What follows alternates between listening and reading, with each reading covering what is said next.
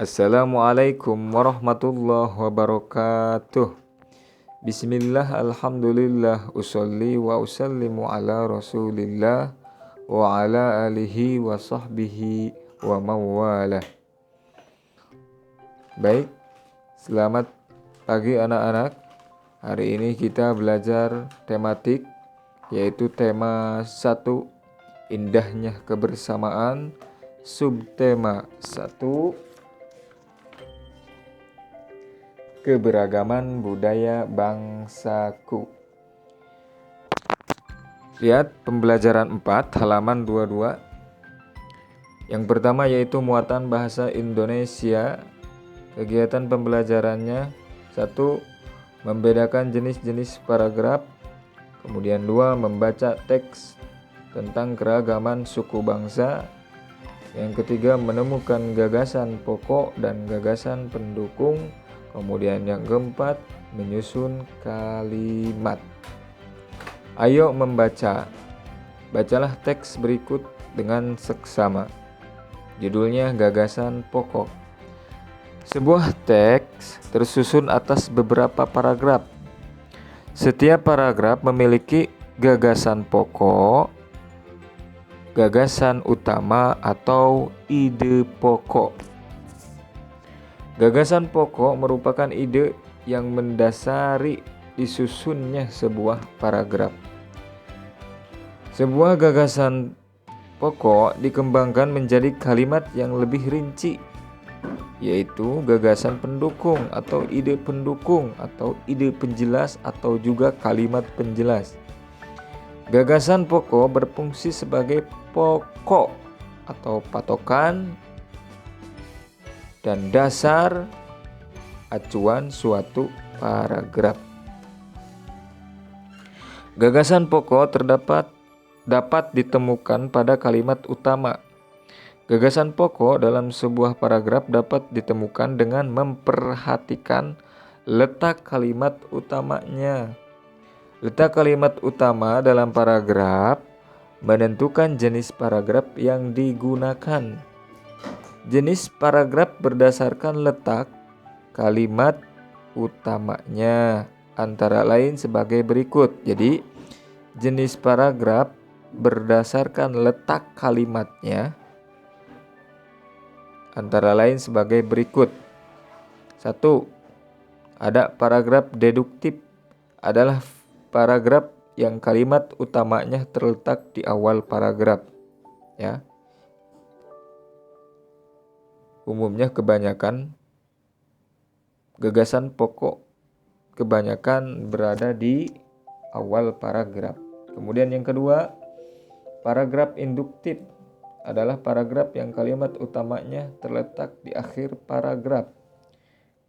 Kemudian yang ketiga, paragraf campuran adalah paragraf yang kalimat utamanya terletak di awal dan akhir paragraf. Oke, baik anak-anak. Jadi, jenis paragraf itu berdasarkan letak kalimat utamanya. Itu ada 3. Kalimat utama itu gagasan pokoknya atau ide pokoknya. Yaitu ada 3. Yang pertama deduktif, apabila kalimat utamanya atau gagasan pokok atau ide pokoknya ada di awal paragraf. Kemudian yang kedua, induktif, apabila gagasan utamanya atau ide pokoknya itu ada di akhir. Kemudian paragraf campuran adalah paragraf yang kalimat utamanya terletak di awal dan akhir paragraf, ya. Kemudian lanjut halaman 25, yaitu muatan PPKN. Kegiatan pembelajaran nomor 1, mempelajari pentingnya persatuan dalam keberagaman. Kemudian yang kedua, menjawab pertanyaan tentang sikap persatuan dan keberagaman. Kemudian yang ketiga, mengidentifikasi sikap persatuan dan kesatuan. Kemudian yang keempat, mengamati sikap persatuan dan kesatuan di lingkungan. Ayo bacalah teks berikut dengan seksama. Persatuan dalam keberagaman. Ambillah sapu lidi dan coba patahkan. Pasti akan sulit, bukan? Ketika kita ingin mematahkan sapu lidi, maka akan susah. Karena apa? Nanti jawabannya. Sebaliknya, apabila kita mematahkan sebatang lidi, nah lain lagi kalau satu lidi, pasti sangat mudah dilakukan. Hal ini menunjukkan bahwa persatuan dapat menambah atau meningkatkan kekuatan. Agar tercipta persatuan, kita harus hidup saling menghormati, saling menghargai, dan saling membantu. Jadi ketika kita dalam sekolah, lingkungan sekolah, apabila sekolah kita ingin maju, maka kita harus bersatu bersama-sama, baik dalam kegiatan pembelajarannya. Karena apa? Ketika anaknya berhasil, maka yang tercium harumnya bukan hanya anaknya saja, sekolahnya juga, guru-gurunya, kepala sekolahnya, bahkan sampai orang tuanya.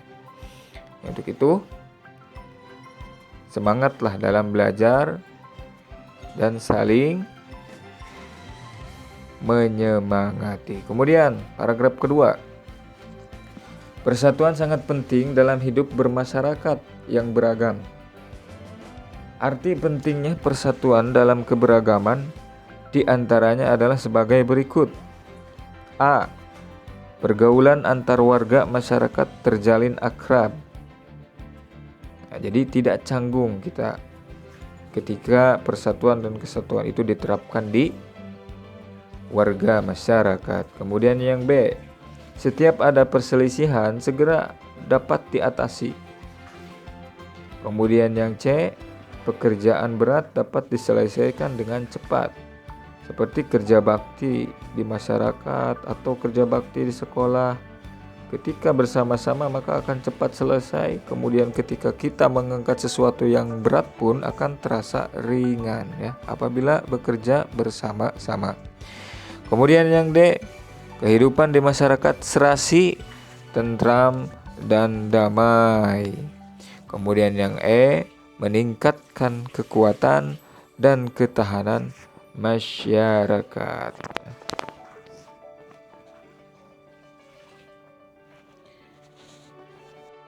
Jadi intinya, persatuan dalam keberagaman itu, walaupun kita berbeda-beda agama, budaya, ras, bahasa, tetapi kita harus tetap bersatu. Ya. Dalam kata lain, Bhinneka Tunggal Ika. Baik anak-anak, lanjut ke halaman 27. Yaitu muatan IPS. Kegiatan pembelajarannya, pertama, mempelajari keragaman suku dan budaya di Indonesia. Kemudian yang kedua, mencari tahu keragaman suku bangsa, pakaian adat, makanan tradisional. Kemudian yang ketiga, mencari informasi penyebab keragaman suku bangsa di Indonesia. Ayo membaca. Bacalah teks berikut. Keragaman di sekitar kita. Apakah kamu pernah memperhatikan keadaan lingkungan sekitarmu? Di lingkungan sekitarmu pasti terdapat keragaman seperti keragaman suku bangsa, adat istiadat, bahasa, dan agama. Pernahkah kamu bertanya dari manakah timbulnya keragaman di sekitar kita tersebut? Keragaman di sekitar kita timbul dari pendatang atau perantau ya, bisa jadi. Para pendatang datang kemudian menetap di suatu tempat karena berbagai alasan, misalnya pekerjaan atau menuntut ilmu. Seperti yang dari Jawa tinggal di Bekasi dengan tuntutannya apa? Pekerjaan, ada yang di PT, ada yang di kantoran dan lain-lain. Kemudian atau menuntut ilmu seperti anak-anak mondok, pesantren ataupun sekolah, kuliah seperti itu ya. Pendatang membawa adat istiadat dan tradisi dari tempat asalnya serta terkadang masih menggunakan bahasa daerahnya. Adat istiadat penting kemudian bercampur. Adat istiadat pendatang kemudian bercampur dengan adat istiadat di tempat baru. Dari percampuran itu menghasilkan kebudayaan yang baru. Jadi terjadilah kolaborasi ya, perpaduan budaya yang menghasilkan kebudayaan baru. Jadi keragaman di sekitar kita itu bermacam-macam suku bangsa, baik itu budaya, bahasa ataupun yang lainnya yang ada di sekitar kita. Ketika bermacam-macam suku atau budaya bersamaan, maka bisa menghasilkan kebudayaan yang baru.